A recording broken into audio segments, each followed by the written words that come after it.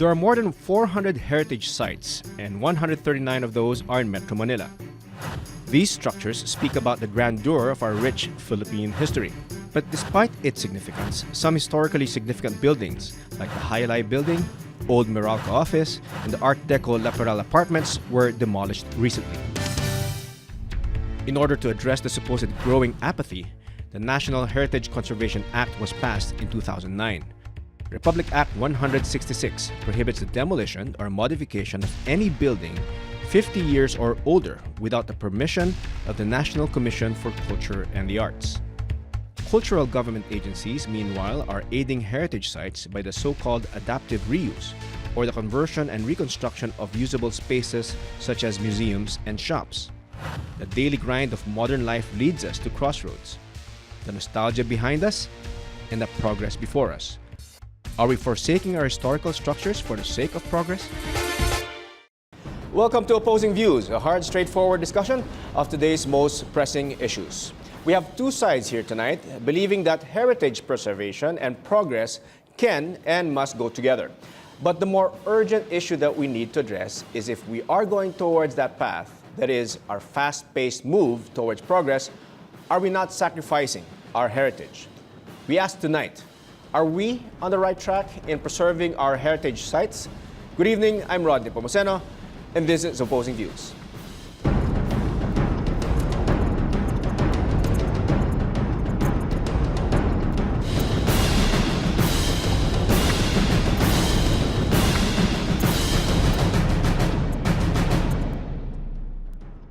Joining us tonight in our discussion is Architect Wilkie De Lumen, Chief of the Historic Preservation Division of the National Historical Commission of the Philippines, or NHCP. Good evening, Architect Wilkie. Good evening. Yeah, give us your quick thoughts on this regarding progress, the fast pace of progress, and preserving our cultural heritage, and where you stand. Well, yes. Well, firstly, I'd like to emphasize that all buildings are tangible links of the past, and we should hand them to their fullness of its authenticity to the next generation.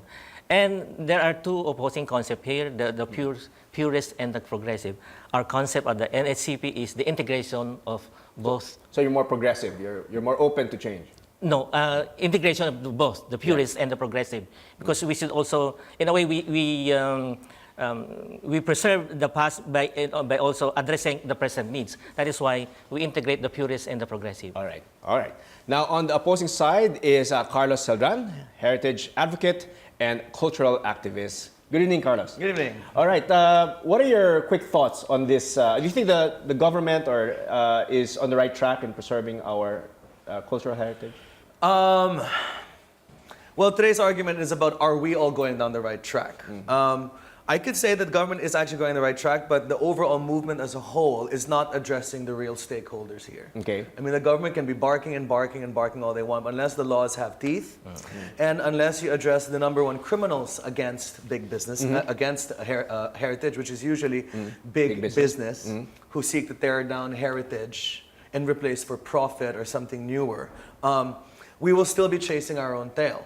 Like, the wrong path, I think, is that we should really start directing our attention in enlightening the oligarchs and the elites to preserving our heritage, rather than giving it the job of the government. All right, so let's begin our discussion. So let's start off with this question, and I'll direct it to you, Architect Wilkie, because it was already pointed out by Carlos. Is heritage a threat to the businessman's current definition of development? The businessmen now, especially the real estate developers, seem to just continue on and plow along with their bulldozers and everything, and seem to be ready to just destroy everything in their path. No? And there are several examples of that. The Highlight Building, and you have, I think, the Old Meralco Building. So do you think that heritage in itself is kind of an obstacle for these businessmen? No. In fact, all buildings are, there is an economic potential in these old structures.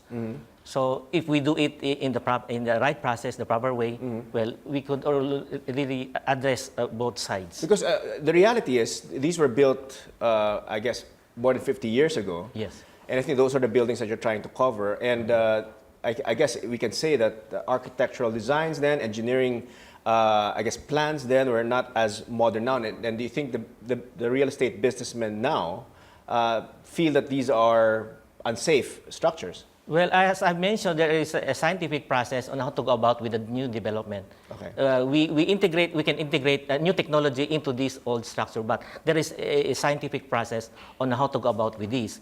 Now, a developer, this is different from the new construction. So I'm saying that there is a scientific process in restoration and conservation. So the developer must have a know-how, technological know-how on how to go about with the developing a heritage structure. All right. I'll reverse the question, Carlos. Do you think that businessmen, well, not really reverse it, but do you think these heritage sites that we have should be, in a way, serve as not really a barrier, but at least a reminder to businessmen that, hey, you can't just take a building and demolish it or transfer it. You have to consider its value. As a cultural well, heritage. you could tell that to an enlightened elite or an enlightened businessman's community, but as we can clearly see, a lot of Filipino businessmen, probably due to lack of foreign investment and competition because of our 60-40 ridiculous rule in the Constitution, the big businessmen of this country have become completely lazy. Right. And they know that since they have no competition, they can really do anything that they want, and even at some moments try to even rewrite history to their own terms with some PR company and all of that. I think that the reason why these businessmen are not appreciating these things is that they just look for the quickest, fastest buck. Quick buck, yeah. The quick buck, right? Because if you have to preserve, this is what I know. To preserve it, it needs thought. Yeah, and it needs thought and care and sensitivity. And cost, right? Yeah, it's more expensive and to a little bit preserve. more expensive. Actually, sometimes it's not even that more expensive. I mean, it's just basically they just want to have a tabula rasa, a clean slate in which to rebuild their corporate dreams and looks upon. Sometimes heritage preservation gets in the way of that. Yeah. What we need to do is try to enlighten these elites, not to be so lazy, to make them understand that heritage does have value, and heritage is part of the overall brand of their country. Right. And not only the brand of the country, but them involved as well. As we can see now with the DMCI Torre Homes de Manila fiasco, of their photobombing behind Jose Rizal. I mean, that is just completely public relations disaster for DMCI. I mean, they're creating the most hated condominium in all of the Philippines, Torre de Manila. Right.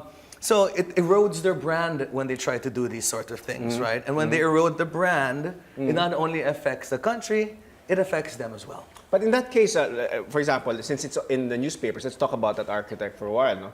No? In the previous administration in the city of Manila, I think they were able to secure the proper permits in building that building, right? And I guess they want to modernize the skyline of Manila. What are your thoughts on that? Are you referring to the proposed Torre Torre de Manila? Yeah. Yes. Basically, it must first initiate from the LGU. LGU must have a clear cut, must establish a buffer zone as to which one to protect. The buffer zone itself is a protected area. So I think as of now, Manila hasn't yet come up with a clear cut or a buffer zone as to which part must be protected. It must be protected, all right. Yes. Now, having said that, are we doing our best to preserve our heritage? Do you think the government, the LGUs, do you think they're doing their darnest best? Or this is something that's not really in their priority, meaning they want development first and taxpayers first, rather than preserving a cultural heritage. Okay. We at the National Historical Commission of the Philippines, we urge the full cooperation of the LGU, because from that we can before we can declare a particular site or a structure as historic. The LGU, well, as I mentioned earlier, the LGU must come up first with their establishment of buffer zone.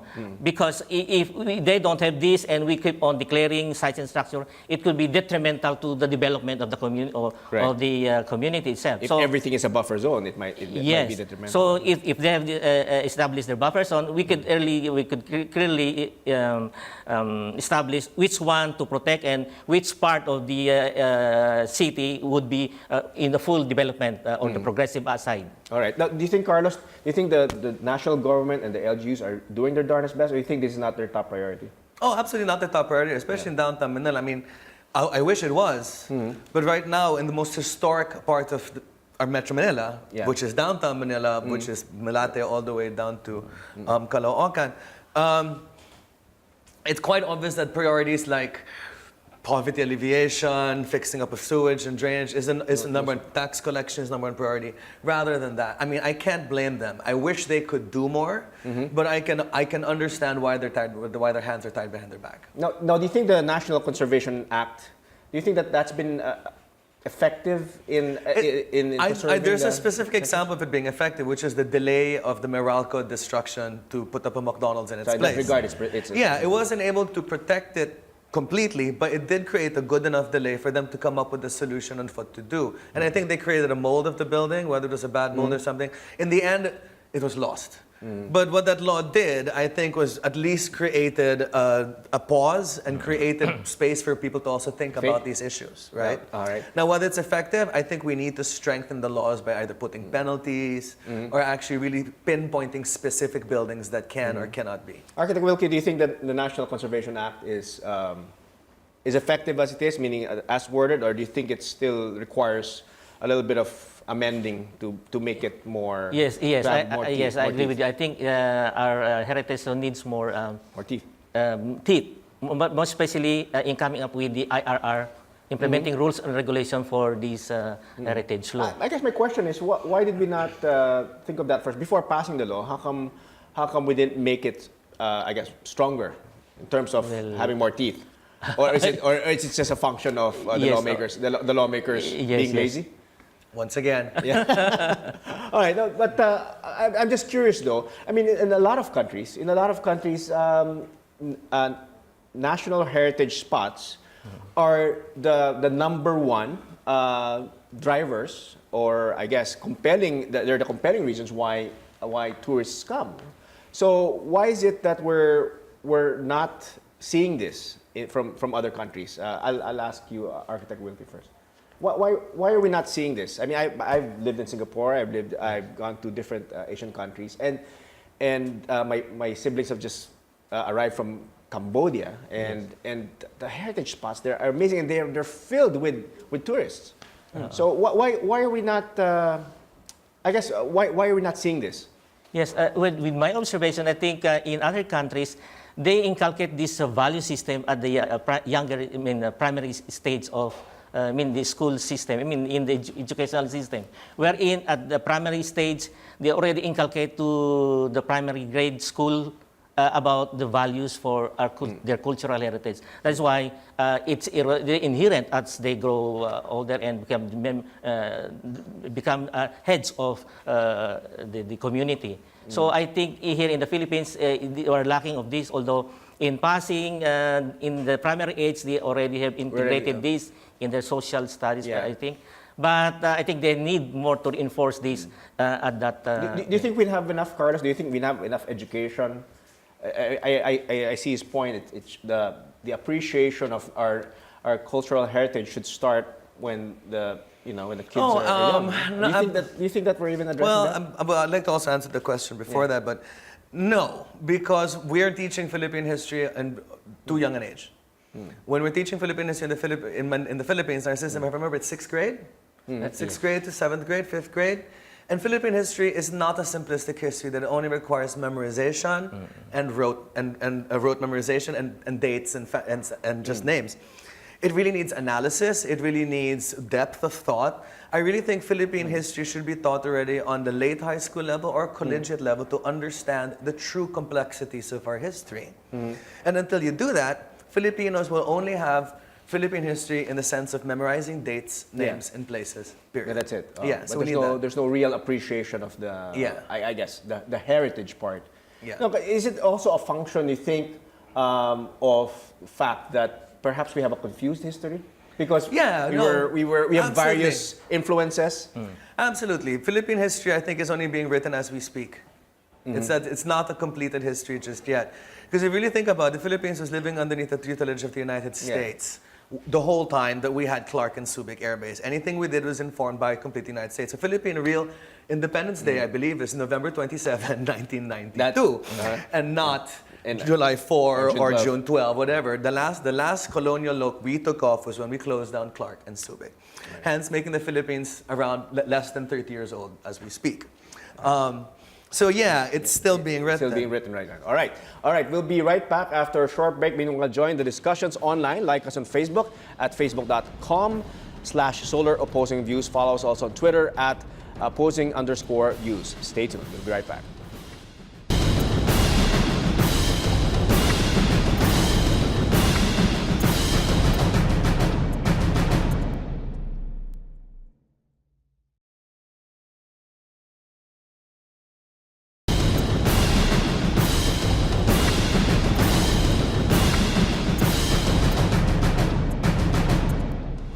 Welcome back. You're still watching Opposing Views. We have with us tonight architect Wilkie De Lumen and Carlos Saldran. Our debate question for tonight: are we on the right track in preserving our heritage sites? All right, we'll go right to the core of the subject matter. Are we with the current situation we have? Do you think that we're going on the right path towards balancing progress and preserving our cultural heritage? No, because we're still profit-oriented when it comes to development. Not only when it comes to heritage preservation, but when it comes to urban planning, period. I mean, we're not only saving our buildings, we're also building new infrastructure that actually leads to malls rather than to places where people actually get off. Right. So no, we're not going on the right track. in every way. Architect Wilkie, do you think naman that, I guess we're on the right track? Yes, I think we are on the right track. In fact, the NHCP and other cultural agencies affiliated with the National Historical Commission for Culture and the Arts are doing its best to implement all the provisions of the Heritage Law. Well, for the NHCP, we have started 3 years ago conducting training to public school teachers. About the historic preservation, and just a year ago we just finished our local training on local government units, and also on that particular aspect about historic preservation. With Republic Act 166, right, which is the law that yes. I guess mandates the preservation of cultural heritage. What are we doing now that we weren't doing prior to 2009? Well, as of now, as I've said that... apart from the education of teachers and all that? Yes, we have a strong support from the current administration. In fact, the NHCP, which used to be the NHI before, with the Republic Act by virtue of Republic Act 1086, we become a National Historical Commission. And as prior to that, our budget was also only around 100 million plus. But as of now, with the leadership of our chair, Dr. Maria Serena I. Jokno, we're more funded. Yes, we are more funded, wherein it tripled. In fact, as of 2014, our total budget for this year, for fiscal year 2014, is around 357 million plus. And that means that we have already accomplished in the preservation of cultural heritage, because we were granted by the DBM with this particular amount. That means that we have that absorptive capacity to implement the different functions and projects of the NHCP. All right. Now, I'll ask a question, which is, this is something that's happening lately, wherein cultural heritage buildings, mainly, are being demolished and transferred to other areas. Oh, like Casas de... yes, that's one example, and I think the Mabini House is also one. What are your thoughts on that, Carlos? Do you think that the land is also part of the heritage, and therefore we shouldn't be moving? I am against the Las Casas de Acusar, and I think it's no secret to that family and to the people who have ever asked me about the place. I will never promote it. Because I believe it actually feels like a menagerie of zombies. Okay. I mean, this is a man who collects old houses, puts it by a place where actually the houses can rot, which is by the ocean.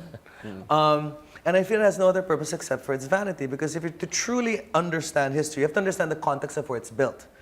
He took a house from Quiapo, which is on Hidalgo Street, the University of the Philippines Old Fine Arts School, transferred there, beautiful restoration over there. But he replaced that building with a badly zoned, badly designed building with a 7-Eleven on it.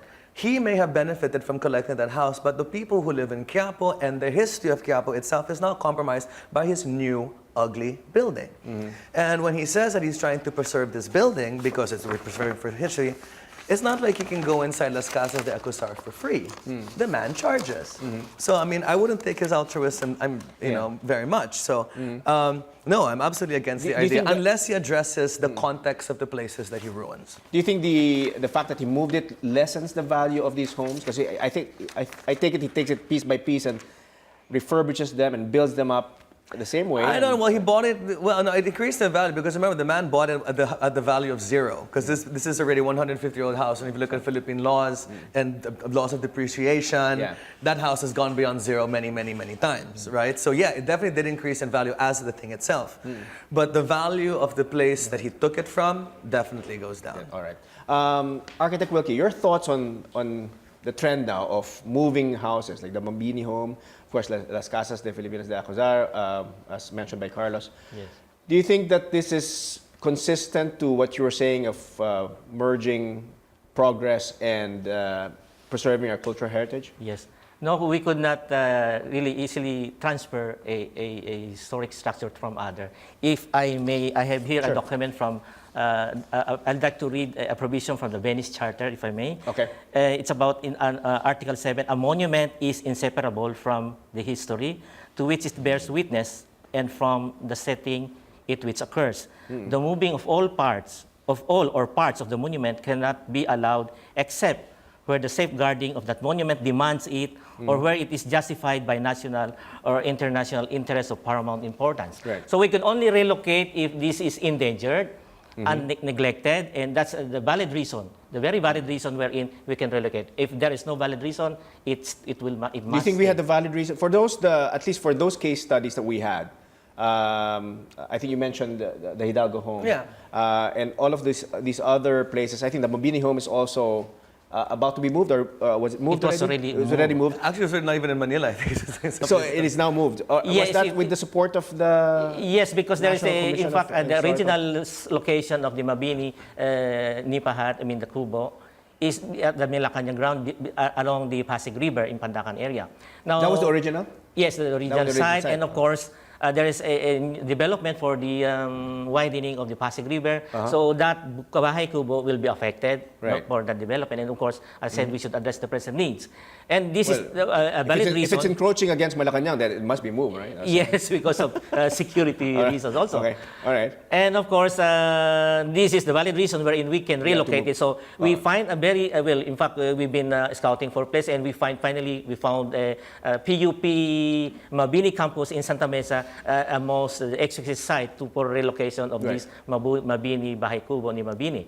So that place is also near the Pasig River, and the setting is quite similar in the Pandacan area. So we transfer it there piece by piece. The original part is dismantled, and it is marked, and it is being transferred to the new site, and reconstructing and reassembling all the components into its original. But it seems to me that the commission is open to there's kind of a leeway. When, Yes. of course, you cited a provision from the Venice Charter. Venice Charter. Yes. But you have some leeway to decide which ones can be moved and which one will have to stay. Right? Yes, Right? So basically, I guess that's where the problem lies, because yes, you can basically, just decide if that it has to be structure moved. is endangered and, of course, neglected, if it's privately owned, most likely it's being neglected by the owner, and the owner cannot really sustain and maintain that because of I the guess cost. my problem there, like, it's like, for example, if I have to make an analogy, let's say if you're doing a pilgrimage and you're a Christian and you do a pilgrimage to Christ's birthplace, and you move the manger to another spot. Yes. It's actually the town or the city in other words, if you put the manger, let's say, in another place, let's say in France, it just doesn't have the same impact as Yes. when in the Bible it says that he was born in Bethlehem. So that seems to me a little bit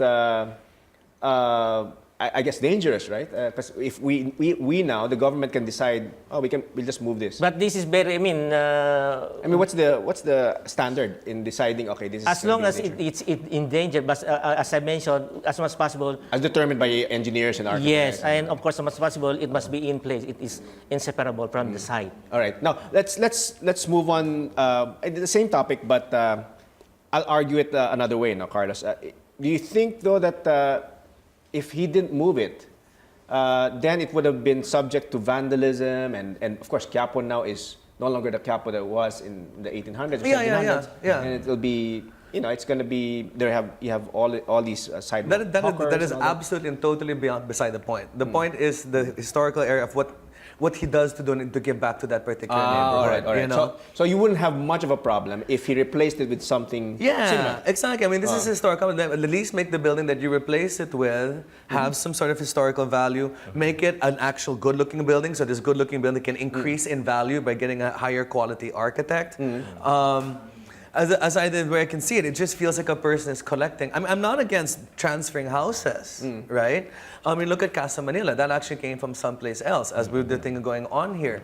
So transferring itself. Yeah, is it's not. There's a lack of force and a lack of absolute sensitivity for the historical context of where it's coming from. And the thing is also, we've tried talking to him with the HCS about the neighborhoods that he leaves behind, and even about some of his preservation practices, which only have improved recently. It's kind of hard again that you have to respect the historical context of that. It's hard to convince him about that. One fine example here is the Tamawang village in Baguio, where in these authentic Ifugao houses come from the different or the region, and of course it is being put up in that Tamawang village. I think it was initiated by a group of artists in Baguio. Headed by Ben Cab, Ben Cabrera. Yes. So they created, an open museum showcasing the authentic Ifugao houses. And if they did not transfer it, it could be, the end of it in that particular, in the remote area, because it is being neglected, and of course the owner cannot sustain and maintain it. Yeah. Well, the thing is also with, for example, Ben Cab's house or the house in Casa Manila, these were old houses. But they were not historically significant. It wasn't like a national hero slept there. Mr. Cusar is getting historically significant houses. When do you consider it as national? When do you consider it as nationally historical? Relevant house or structure? When will you call it nationally and historically? When a person of national historical value actually has either stayed there, lived there, owned it. Right? And so far, he's got a collection of the old University of the Philippines Fine Arts building. He's got the Rizal's mother's house. He's got quite a few historical significant. And really, I just wish he would show more respect for the land that he took it from. And that's basically it. Lord knows he can afford it. Now, Carlos, there are... But I don't want to make this an entire program about the rant against Mr. Cusar, because really, All right. So that's true. He's done quite a lot also. The poor guy. I don't want to be like a car going on the banqueta hitting. That's right. All right, we'll take a short break. More on the issue of striking a balance between heritage preservation and modern development. You're still watching Opposing Views. Please stay with us.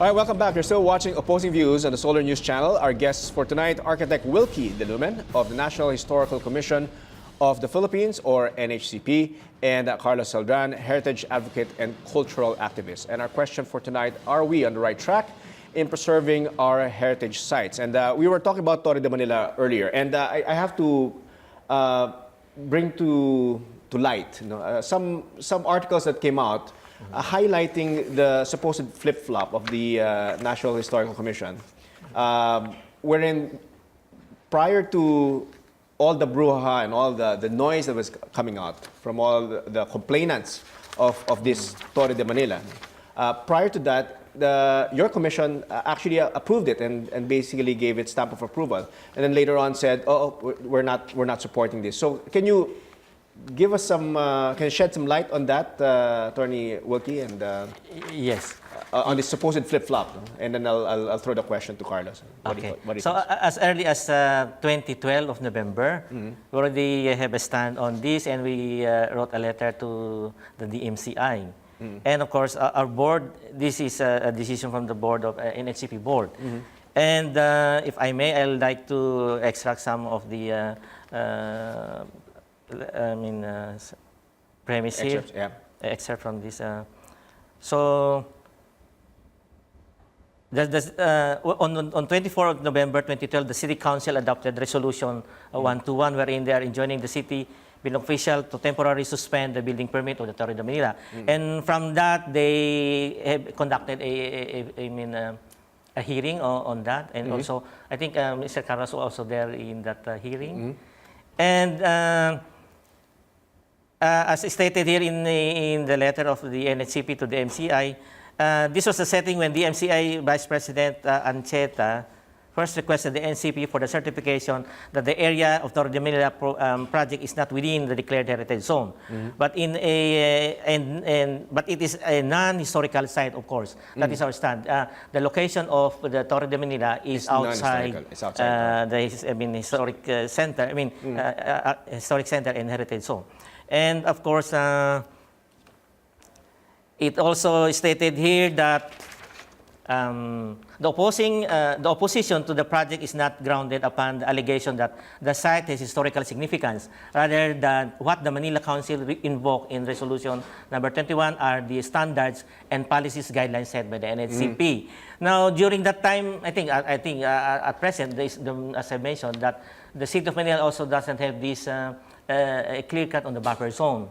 So they don't know which one to protect which area to protect more especially. Yeah. And finally, the NHCP guidelines on monuments honoring national heroes states that your project site is outside the boundaries of Rizal Park, and the rear of the rear of the monuments of the Rizal is approximately far around 789 meters apart from. So based on these findings, the National Historical Commission said, all right, you can, we're okay yes, with it? And finally, to prevent a recurrence of similar dilemma in the future, the NHCP will recommend to the City of Government of Manila for the enactment of an ordinance designating a buffer zone around Rizal Park and prescribing guidelines regulating building development. But if I may, Architect Wilkie, that's basically saying you're all right with it because it's outside of Luneta Park and there's no defined buffer zone anyway. So is it safe to say that you initially said this is all right? Yes, but now it depends on the LGU. If the LGU now come up with the city ordinance that restricting the height on this area, so that will prepare because this is under the jurisdiction of the City of Manila. Now, do you think, Carlos, do you think that they have the right as the National Historical Commission? Do you think they have the right and should I say the power to create noise, or is it their responsibility to create that noise? Not to have that such a building. Government agencies versus government agencies, I would not recommend. Like to make City Hall fight with NHCP would benefit nobody. I just wish the laws were stricter. And the way we can actually make this happen is by having more cohesive laws, actually preventing this from happening ever again. Actually, the 2009 Heritage Law does have a part in there about protecting vistas, making sure that a heritage vista is not marred by anything that does not include its historical significance, for i.e. putting like a logo of a fast food right on a national monument, right? Right. Unfortunately, in this particular case, since the laws are being crafted, we really tried appealing to the heart of the MCI homes, which apparently they don't have one. Okay. And because really, since there is no law there, what we tried to do is that we tried to hit the MCI on their zoning violations. They're building far too high in what's supposed to be a university cluster. There's going to be 50 stories located in a sandwich lot in the middle of an area. It's actually not on street side. And you only have a one-lane road going inside to all of those 50 stories. I mean, this is a congestion nightmare. And especially if the building's on fire, how many fire trucks can you actually fit in down that small road? As if Manila is not congested already. And it's not congested already. And plus, it's on a flood zone.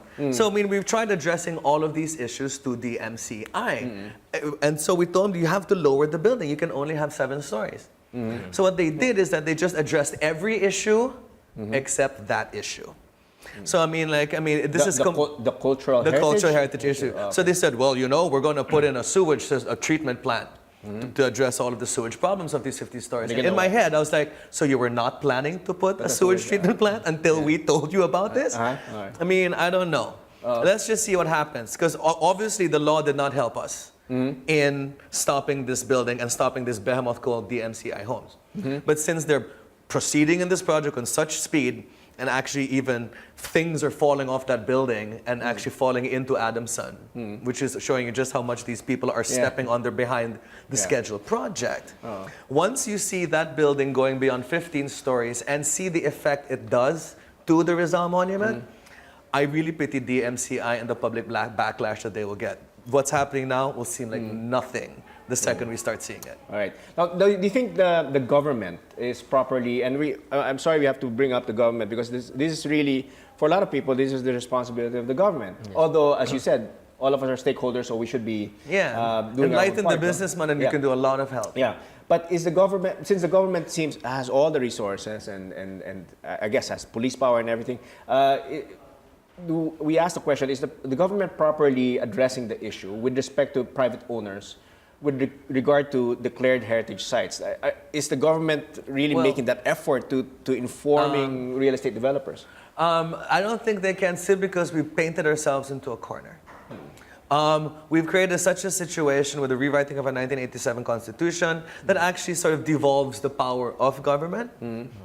All of these checks and balances, all of these things that need to get done, that you're actually now creating a system in the Philippines where businessmen are more powerful and richer than the government itself. Right? So when you really come to think about it, the businessmen really now have become the informal new government. It's kind of a reaction from martial law. A reaction from martial law. Build private enterprise. Trust the businessman. Don't trust the government. And so what happens now is that you have businessmen in the Philippines thinking that they're gods, and creating their jobs. providing jobs, or creating better worlds. But what they're really doing is that they're creating little ghettos. And they're actually devolving and kind of removing the claws of the Philippine government. Because really, without the 60-40, if we just remove that, all of these people will have some competition to keep them in check. But for now, it's just high times on the hog for the Philippines. Highest bidder. All right. And and they have to be taken to task. Architect Wilkie, do you think that that's the case? Do you think that the private enterprises have effectively taken over the government insofar as preserving cultural heritage sites? You think that they're lording it over and really just pulling their weight, and you really just have a small voice that, it's recommendatory, yes, but sorry, we don't need to follow that?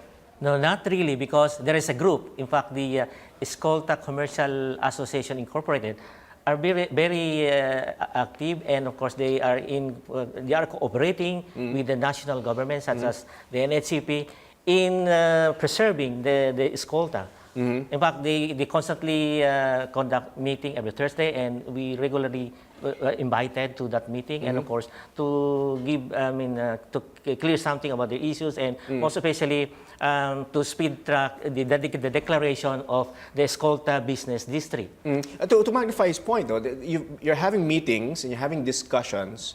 Do you think that the private entities are sort of like controlling the discussion, and in a way, we're going to be providing this much money, we're putting this 100 million pesos here and there and all that, and we'll make it look like the Spanish times or what have you.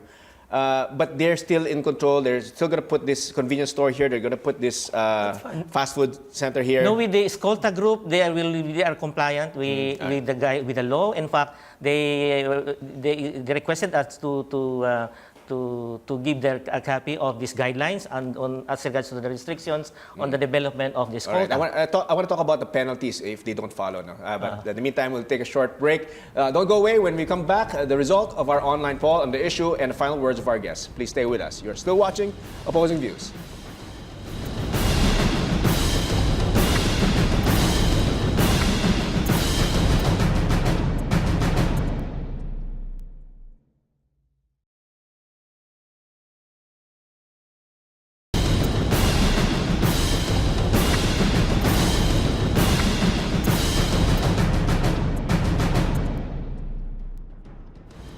Welcome back. This is Opposing Views on the Solar News Channel. I'm Rod Nepomuceno, and our guests for tonight, architect Wilkie De Lumen and Carlos Saldran. And our discussion for tonight, our discussion question is, are we on the right track in preserving our heritage sites? Now, I want to ask first architect Wilkie, because you mentioned the matter of budget, and you increased your budget from 100 million to 300 million plus. Yes, yes. A lot of people are saying that the reason why we can't preserve our cultural heritage like other countries in Asia or even the US, is that it's a budget issue, that we don't have enough budgets to preserve these historical sites. Do you think that that's a problem and that limits you in a way in enforcing and pulling your weight against these private corporation behemoths? Yes, yes. I think the budget plays a major role in the post. This is very basic. In fact, it depends on the administration. But as I mentioned, the current administration is very supportive of this, the preservation of cultural heritage. Unlike the previous administration, they just not A paltry sum. yes, a paltry sum of this, just a fraction. But the current administration is very supportive, and that is why we have this. We have tripled our budget. In fact, they have also determined that the NHCP has an absorptive capacity on to discharge its function as regards to the heritage preservation. Carlos, do you think it's just a function of budget, or do you think talaga there's general apathy? There's really indifference when it comes to this, that they don't really care. Perhaps maybe we don't really have what you call a truly Filipino heritage. It's a mixture. For the past 400 years, it's just been Japanese, American, Spanish, and it's kind of a mixture of all of that. Well, actually, that should be a reason for us to celebrate our history. Because we're a mix of all of these different kinds of cultures. Yeah, no, I agree that it's absolute apathy. It's Yeah? absolute So it's not apathy. really a budget. Do you think that even with minimal budget, if the people cared and the corporations Well, it's cared? not an apathy. It's just something just ails Philippine business sector as well as Philippine government is a lack of foresight and our definite desire for short-term solutions aside from long-term vision and planning. I mean, we could really fit heritage into our long-term vision and planning when it comes to urban planning, business development. But as I said, since these people can basically have the run of the mill because they have no competition and they're overlords in this small country, they can basically do whatever they want. So, I mean, what we need to do is to find a way to keep these people in check and educate them that not only is it important for business, but the general public demands it from them. Which brings me to my next question. Do you think the general public, do you think they care? Do you think Yeah, people more care? than ever before. Yeah? More, I mean, like in the 1990s when we lost Hayalay, we would barely even make a headline. Now there's all these change.org campaigns, all of these Right. things, even like the youth today, like Heritage Society Youth, even something like Team Manila, just people celebrating Filipino iconography and culture through something like graphic design, really shows that the youth today really are struggling for an identity that we can find cohesive. And every time that we tear down a building, we compromise the youth's desire to create a cohesive identity for themselves. All right. Now let's look at it from the point of view of business. I understand business. I'm a businessman. Obviously, I need profit. But do you think, Carlos, and I'll ask you also later on, Architect Wilkie, do you think that if you preserve cultural sites, do you think it's good business, or and it might even be more profitable than just tearing it all down and coming up with a new Absolutely. enterprise? Because And do we have case studies internationally? oh yeah, the entire city of Paris, Yeah. the entire city of London. Yeah, because they don't have buildings Right? like Wall Because Street. it's all about, if there's anything that a company values more than anything else, it's their brand. It is their name, and they protect that name, and they will do anything to protect that name. And part of heritage preservation and the sensitivity to a country's culture and environment shows that this brand is sensitive. Every time that a big corporation tears down a building, it shows that they are not in touch with the culture of that country, nor with the psyche of that people. So, I mean, it only helps to build a company's brand when they preserve a country's culture. All right. Now, Architect Wilkie, do you think that since obviously the government wants to boost the economy and want to have, I guess, would like to have more retail activity in particular areas, do you think it's a hindrance to have these sites, and do you think that parang in a way to make them more, should I say, more profitable government structures, then we should add in retail there and to truly maximize their profit potential? Yes. Or do you think it's more for preserving it? Well, as I mentioned, there is an economic potential in these old structures. And Do you think it has more economic potential than if you just struck it down and built yes, because we can newer, integrate modern the building? development within that the structure. We could adaptively reuse this old structure and, of course, have a profit on it. In fact, there could be a sense of value in that because moving or you are within an old structure which is tangible links of the past. And of course, this is add more value to that structure. And of course, as I mentioned, there's an economic potential in Okay, this. we have a couple of minutes left. Carlos, I'll let you go first. Do you have any final words to our televiewers regarding your message with regards to this preservation of our cultural heritage sites and historical sites? I guess my final message is that we should start looking beyond the government when it comes to heritage conservation, because it begins with the individual, right? So learn your own history first, and then go out and demand from the people who are stakeholders and responsible for it to preserve it as well. All right. And I'm talking about businessmen and the government. All right. Architect Wilkie, your final message? Yes, oo nga. And my final message is para sa mamayang Pilipino. Napakahalaga po ng mga old structure na ito. Ito ang nag-uugnay sa ating nakalipas para makagalaw sa pangkasalukuyan at para tahakin ang panghinarap. So, in a way, dapat ipangalagaan natin ito at of course, nasaan natin ang pagpapahalaga nito para maprotektahan natin at maipamana pa natin sa next generation. I'm all for that. Personally, if I was going to take a particular side, I really want to be able to preserve all of our cultural and historical sites. I've seen it in other countries, and you're right. In New York, in Paris, they have a way of preserving their historical and cultural structures and make a profit out of it. So I think there's certainly a way there, and I think all of us, not just the government, not just Carlos, and not just concerned organizations, but all of us have a role in ensuring that we are able to mesh progress and preserving our cultural heritage. Thank you very much, Architect Wilkie. Thank you very much, Carlos, and good luck to all your endeavors. Now let's see the results of our online poll. Our question, are we on the right track in preserving our heritage sites? The answer is yes, 35% feel that we're on the right track, and those who feel that we're not on the right track, 65%. And that's our opposing views for tonight. Tune in again next week for another bold and engaging discussion on today's most relevant issues. I'm Rod Nepomuceno. Good night and God bless.